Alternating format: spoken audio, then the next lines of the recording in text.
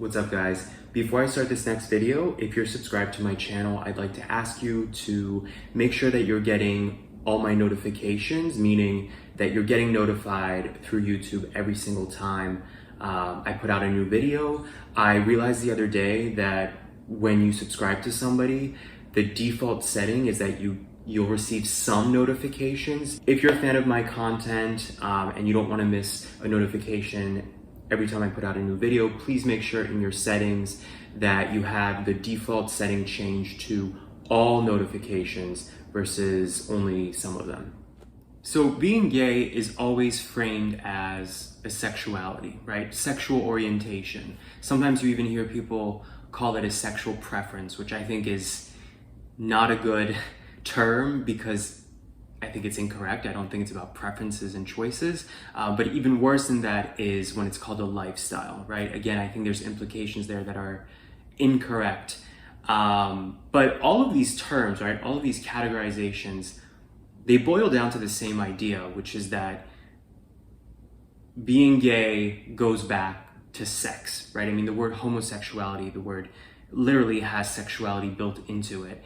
And I think that concept of always linking the gay thing to sex actually really dehumanizes us as gay people.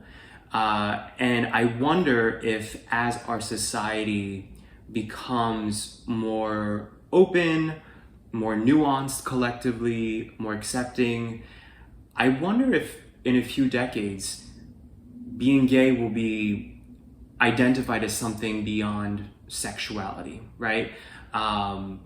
Because I think the sexuality part reduces us to a caricature, which is really the caricature that's always existed for gay people, and at our detriment, I think, the stereotype of the sexual deviant of society. Words have power, and language has a psychological impact on how we interpret things and people subconsciously, right? So if being gay is always framed as going back to sex, right? I mean, I've applied to jobs before where it'll ask you gender, race, and then sexual orientation, right? Or, I don't know, you go to the doctor's office and again, sexual orientation or sexual preference, whatever term they use, it always frames the identification of being gay as a sexual thing. For me, as one of those people who has always known that he was gay, even as a little kid,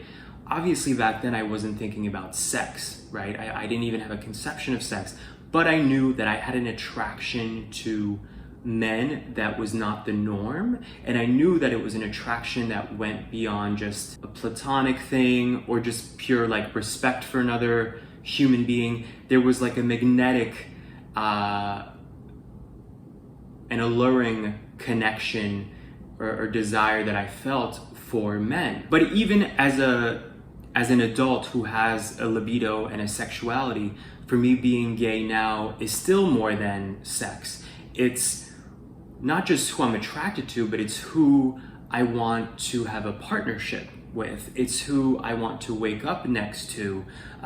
It's who I would potentially want to start a family with.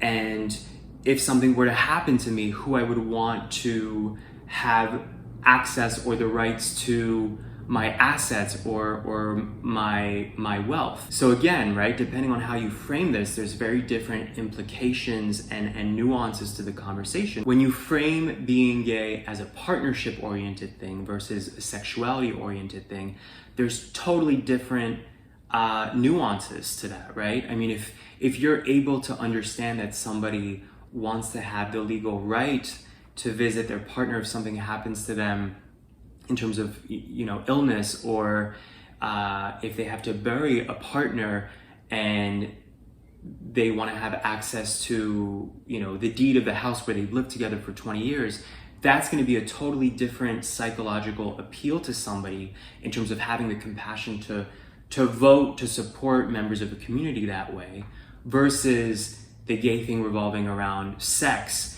something that even for straight people in certain communities is still considered so taboo and something that you don't talk about and something that you don't express publicly.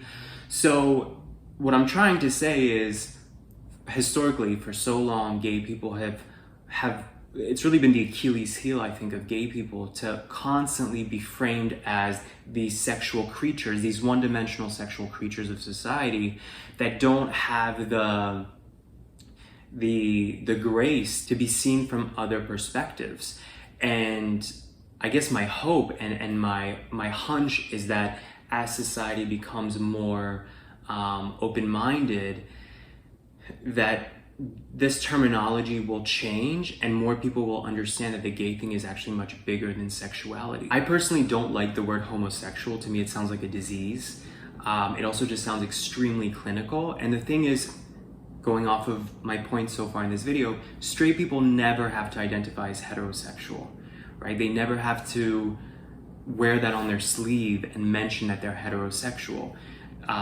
They just get to exist, and they get to just say straight. And also, again, what are the implications of the word straight, right? Straight implies you're following the rules, you're doing what you're supposed to, you're on the path that you're supposed to be on. What do you guys think about this?